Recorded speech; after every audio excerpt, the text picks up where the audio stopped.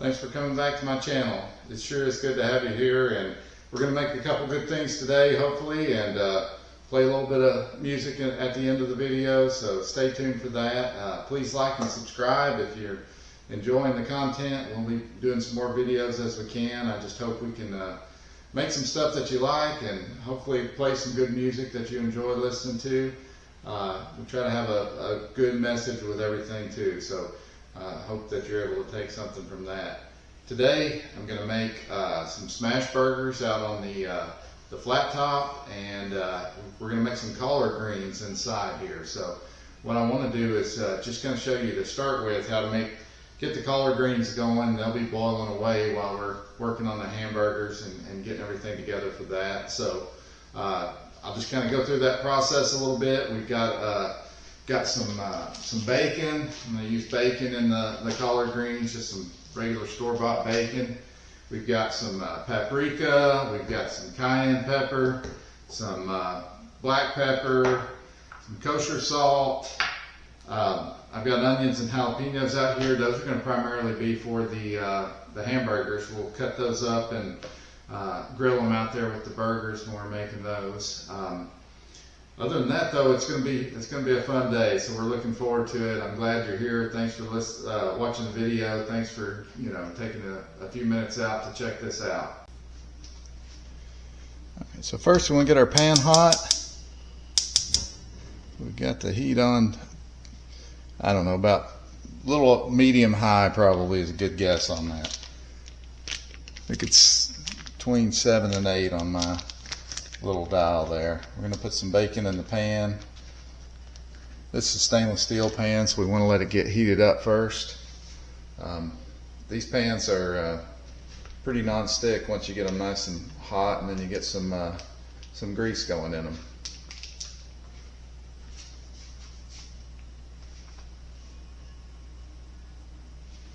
There's some bacon. We're already hearing some sizzle in there.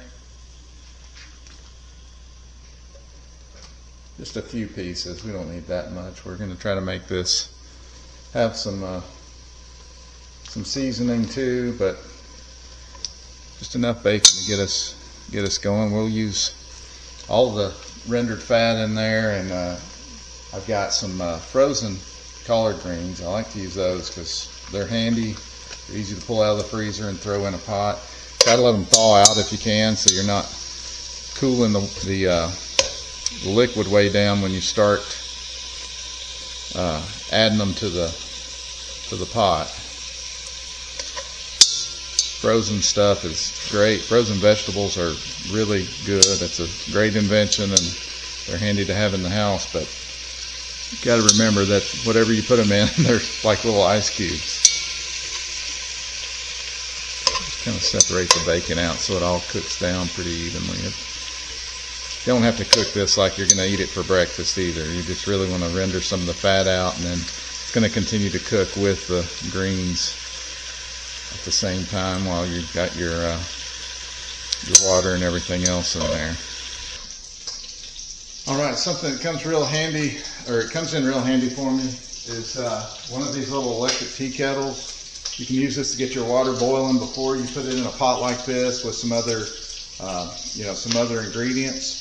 But I like to have some hot boiling water there, and then you add it to the pot, and you're not waiting for the water to come up to a boil again. You've already got the heat there.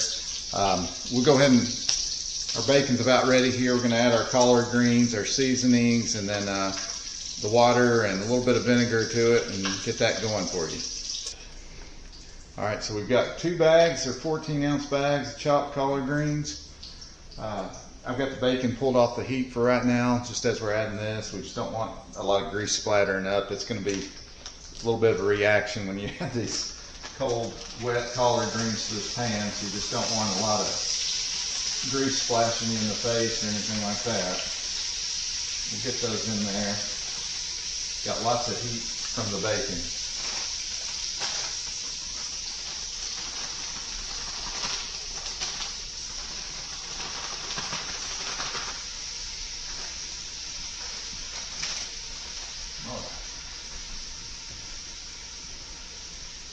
Now we've got collards in there with the bacon. I'm going to stir them around just to let them start to get some heat on them. Got some browning at the bottom of the pan from the bacon, so that's gonna all come off when we add our vinegar and water. All right, for our seasonings, we're gonna put about 2 good teaspoons of cayenne pepper. Give them a little bit of a spicy kick. We're gonna add, I would say, about 3 tablespoons of paprika. One of our seasonings we use in just about everything.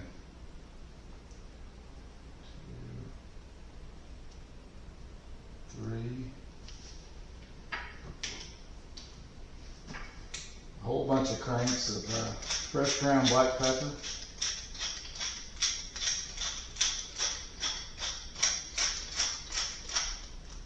Got that a little bit loose, so we're getting some big grinds in there. Tighten it up a little bit and get a little finer grind.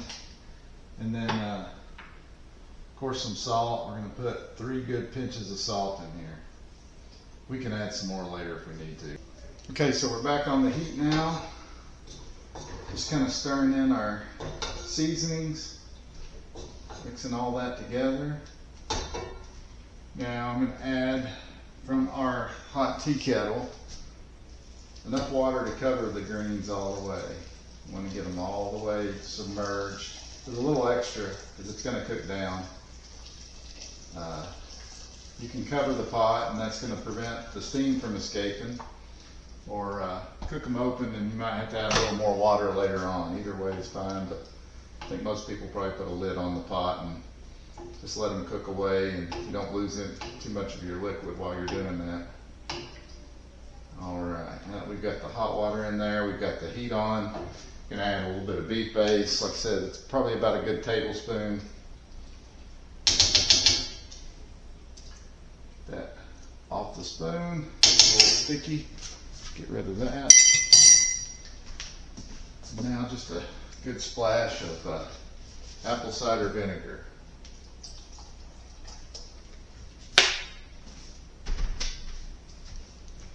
All right.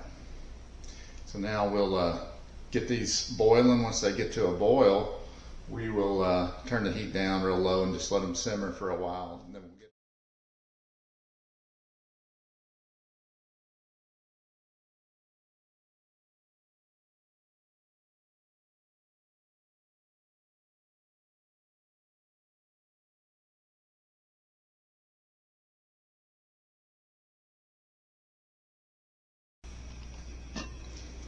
Okay, the greens you can see are starting to simmer. We're getting a little bubbling around the edges. I'm going to turn them down, put a lid on them, turn them down to very low.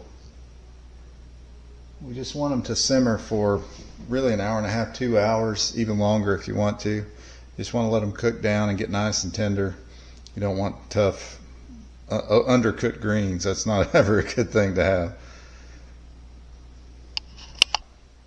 Alright, so the next step is we're going to chop, well I say chop, probably slice some onions, slice up some jalapenos, have those ready for the griddle. In a little while we'll get them out on the griddle probably first. They take a little while longer. These smash burgers are going to go real fast, so when we get all of our vegetables and everything together, I've got about an onion and a half here, so that should be enough for us.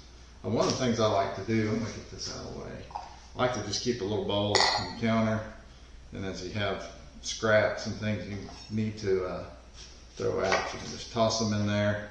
And at the end, if it's stuff you can save for some kind of stock or something, then definitely do that. Or you can always just toss it in the garbage when you're ready. Keep your fingers pulled back as you're cutting the onions. And we'll try to cut this one in some bigger rings just to kind of give us some nice, different, varying sizes of onions as we're cooking them on the griddle. Couple little onion strands there, and then once you get the edges, each end cut off, you can usually peel them pretty easy. Get that outside papery peel off, toss that out. This one I'm going to cut it in half, and then just cut it in little half moons. So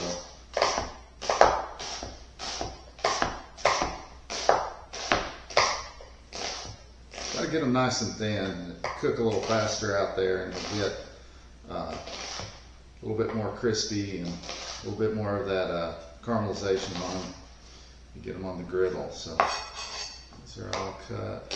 Jalapenos will cut last because they're going to make everything have a little bit of that capsaicin in them, and on our cutting board, our knife, everything else. So we don't want to make it to where if you don't want jalapenos, you don't want something spicy on your burger, then you don't have to have it on your onions too.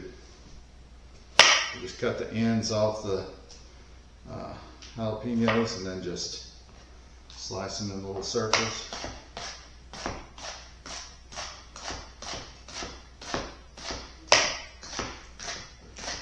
Usually a few seeds go flying when you cut these. It's just part of it.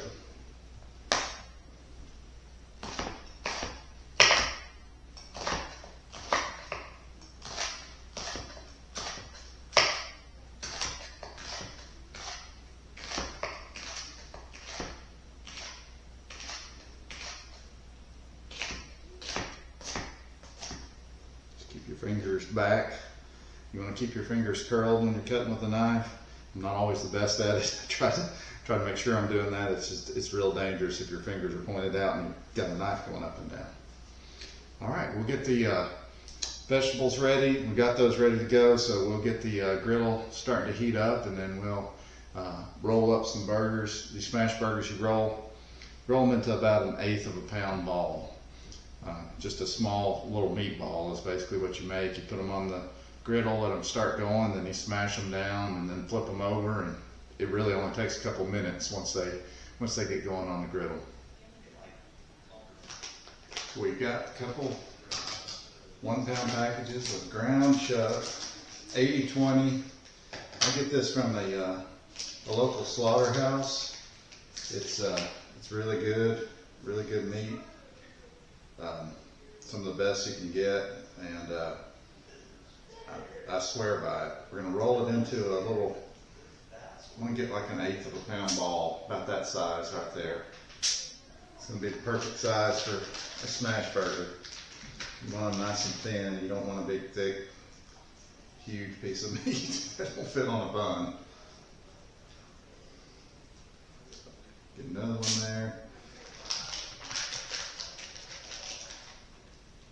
We'll just roll these out into little balls.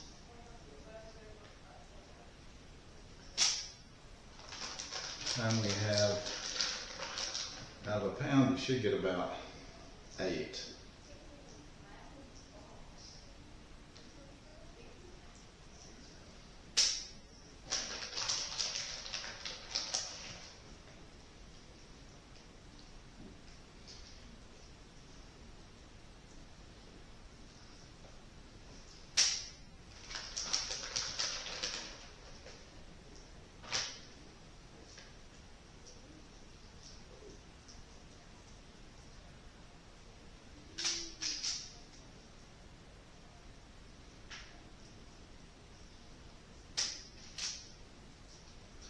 Divide a couple. I got a couple a little too big. Like I said, by the time you're all said and done, you should have 8.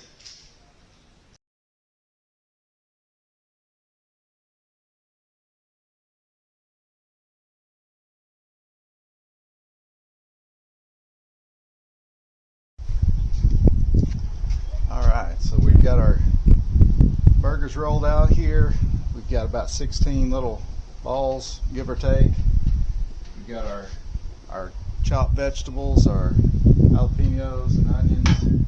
Got a little seasoned salt, a couple bowls to collect those vegetables when we get done. Got some Trader Joe's potato buns. I'm going to give them a little toast on the grill before we get the burgers going.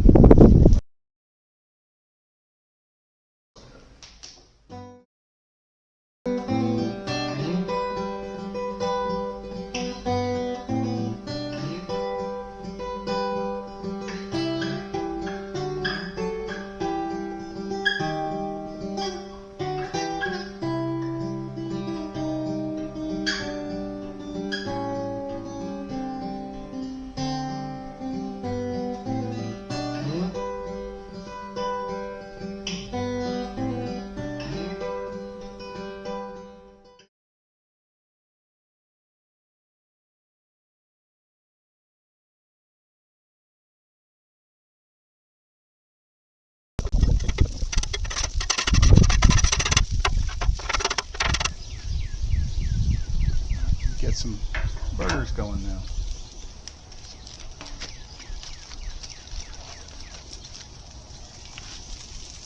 Just gonna set the balls right on the griddle.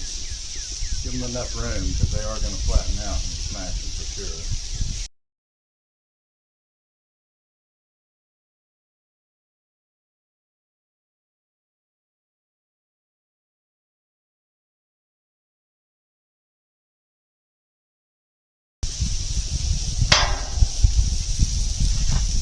Start smashing them out.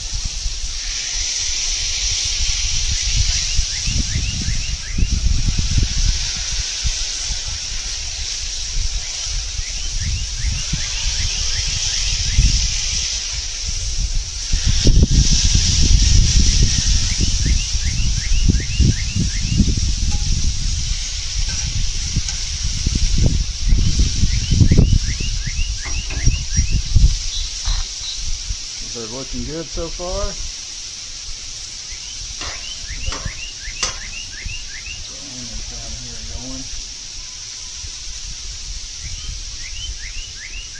Some of these smaller ones are ready to flip. So you got a nice crust on there. Got to kind of dig in when you scrape it because you want to get all the crust with it.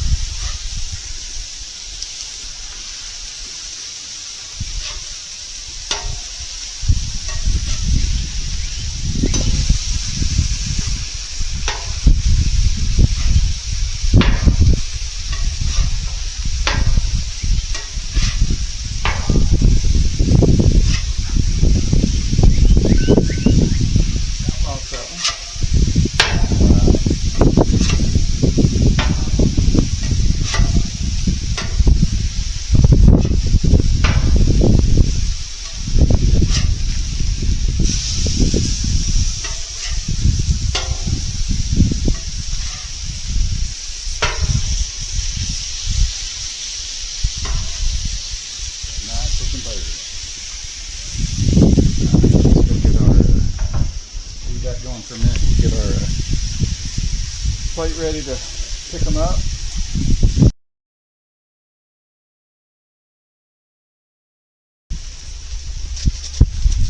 Alright, some of these are ready to go. Doesn't take long.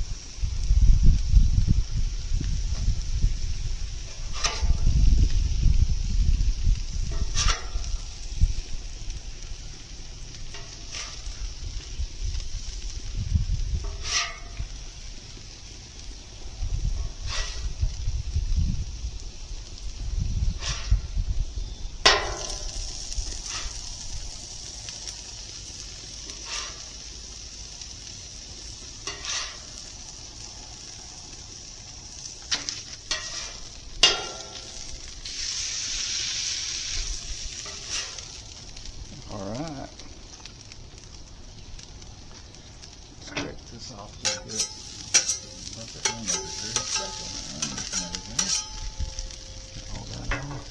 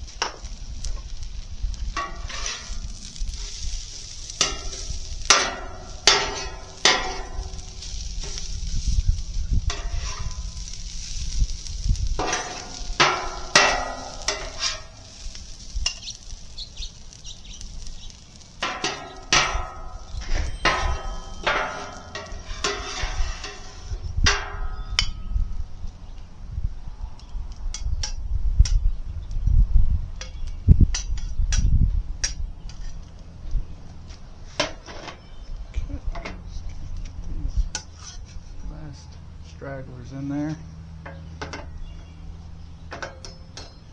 Ready to eat. All right, a little disclaimer too, we had some video problems, so unfortunately the part where we served up the actual smash burgers and whatnot got cut out and couldn't retrieve that, so I apologize we weren't able to see the final product there, but we'll definitely work on getting some better equipment and doing a better job on these videos as we go forward.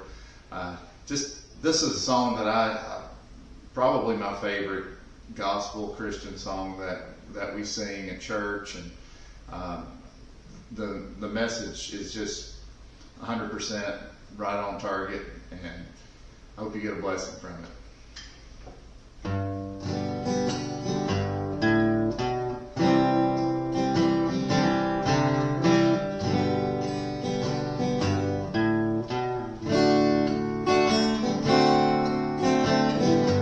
I've been held by the Savior. I felt fire from above. I've been down to the river. I ain't the same prodigal return. Oh,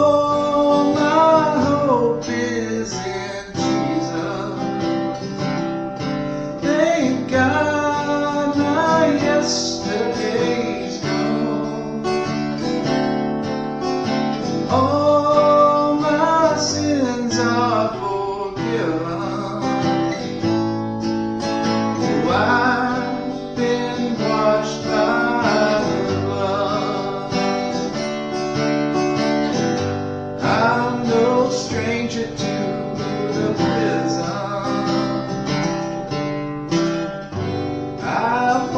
Shackles and chains,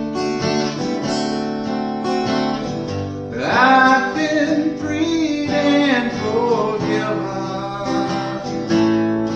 I'm not going back, I'll never be the same. That's why I sing, oh, my hope is in Jesus. Thank God yesterday's gone. All my sins are forgiven. Oh, I've been washed